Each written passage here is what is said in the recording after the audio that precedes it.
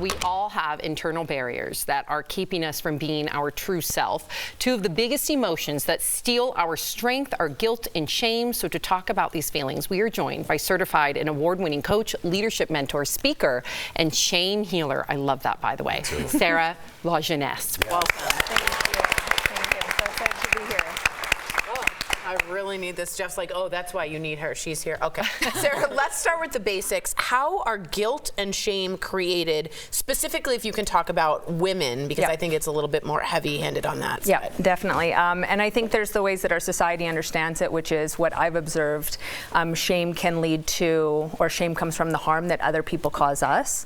Guilt can be the harm or the hurt that we cause others. But on an even macro level, we're also dealing with generations. So meaning specifically for women, we're dealing with years and decades and generations of which a woman's worth is questioned and devalued. So we don't understand that, compounded even more by multi-billion-dollar industries that thrive and profit off of convincing a woman that she's not enough and she has to change and mold and alter and fix herself in order to be enough. And so it's just this relentless conditioning and messaging that I don't think we're aware of. I didn't even know that. Yeah, so does guilt and shame change as we age? I would say it compounds. I would say it expresses itself differently. So I heard a plastic surgeon the other day talking about the most popular procedure he's doing now is teen girls coming in and having their face altered to look like the filters on Instagram. Oh, no. So self-worth is, it's starting at an even younger age, distorted self-image. We get into the region of mom guilt. We blame and shame mothers if they want to focus solely on raising children. We blame women or shame women if they want to focus on work and not children. We blame and can shame women if we want to do both, but then we're not doing both to perfection. Yep. And it's not even just men. It's not like down with patriarchy. It's a lot of this can come from women, and a lot of what I see is guilt and shame directed and being judgmental towards others. So true. That makes so much So sense. true. I feel seen. Really quickly, I wanted to ask you, what are some of the ways that we can release the burden of shame and guilt? Yeah. Is screaming one of them? It's all welcome, whatever you need. I would say the biggest thing is this journey requires more grace and love and compassion for yourself than you've likely ever been taught or allowed yourself to have before. I always say shame can't be healed by further shaming yourself.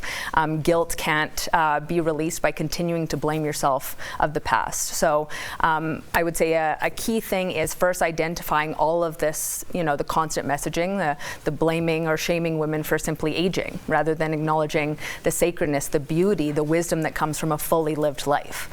Being aware of these things and then subsequently moving into identifying where are the ways that I may be compromising or violating myself, my dream, my voice, my intuition, because I believe if I show up fully and fully express myself, will I be enough? Will I belong? Ultimately, will I still be loved? And that's what shame or can too do. much.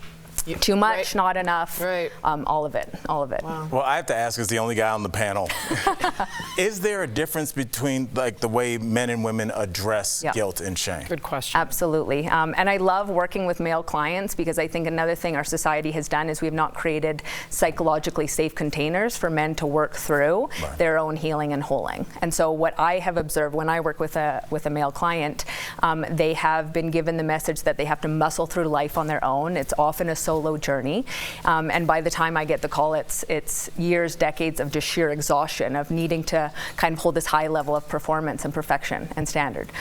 With women, yes, there can be one-on-one support, but I find a key differentiator between the heroine's journey versus the hero's journey is women need community. And so it's often the sense of other women reminding you of your power, your capabilities, your infinite worth on the days when you forget them. And I mean, even tonight, I'm here in Denver specifically for a talk through the Lotus Network. So if you're Denver-based, that's an incredible organization that it's really rooted in women's community, and they support that. That's what these two do for me every time. Same. So for real, these two. Yep. Once we have about a minute left. Going right around me. She said women community. Are you listening, man? Okay. Sorry. Once we are able, we have about a minute left. Once we're able to release some of that shame and guilt by going to the Lotus Center, how do we then what do we fill ourselves back up with? I think there's a beautiful shift that occurs when we are able to free or liberate ourselves from this constant state of feeling I am never good enough. and that's what shame does. So it's never actually fully feeling free or confident or at peace with who we are. And so something I've witnessed with clients, it's almost a sense of peace with who you are. You show up more fully and authentically in relationships. You allow your full human, messy, imperfect self to be seen and most importantly loved. You may have the courage to do major life transitions or birth new creative projects into the world that you may have held yourself back from out of fear of being judged or what other people think. So that I think there's just this deep sense of inner freedom and liberation that can come when you realize that you're whole and you've never needed anything outside of yourself. That would be a wonderful feeling. I know. Unbelievable. Sarah, thank you so much for joining us today on DBL. To our viewers, to learn more from Sarah, visit her website, saralajeunesse.com. Plus, Sarah is the keynote speaker for tonight's Lotus Network Connector event right here in Denver. Visit lotusnetwork.org for tickets. Thank you again, Sarah. We appreciate you. Thank you. So much we'll be for right having me. back.